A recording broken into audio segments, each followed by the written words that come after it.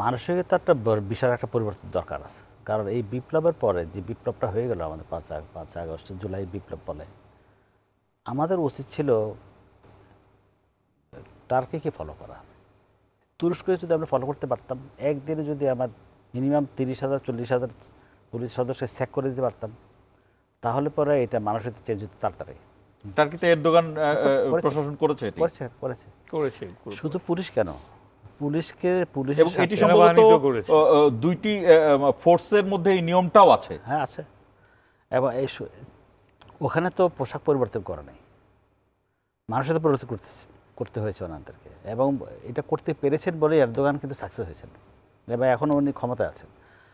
এটা এমন না যে এই মানুষ ধরে নিয়ে আয়নাঘরে রেখে উনি ক্ষমতায় আছে, উনি জনগণের ভালোবাসা নিয়ে ক্ষমতায় আছেন। তো আমাদের যে পুলিশের যে আজকের যে অবস্থাটা আপনারা সবাই দেখছে আর কি, উনি বললেন আর কি, তো এটা আসলে আমাদের জন্য খুবই লজ্জাজনক। কারণ এটা তো এই যে অবস্থাটা ক্রিয়েট করেছে আমরা করিনি এটা আগে। আমি পার্সোনালি 91-এ পুলিশে জয়েন করেছি, তো আমরা তো সেটা সেরকম দেখিনি। আমাদের সিনিয়ররা এরকম ছিল না, বা আমাদের জুনিয়ররা এরকম ছিল না। এটা হয়েছে কেন? এটা হয়েছে শুধুমাত্র শাসক গোষ্ঠী এটা করতে দিয়েছে।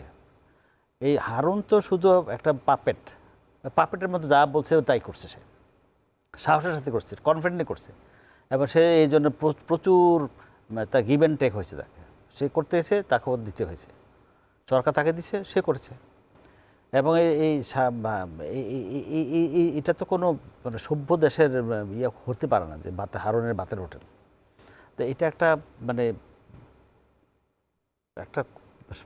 চোখের মতো হয়ে গেছে যে হারুন বাতের হোটেলে কাউকে ধরে নেবে, হারুন বাতের হোটেলে খাবে, এটা মিডিয়াতে চলে আসবে।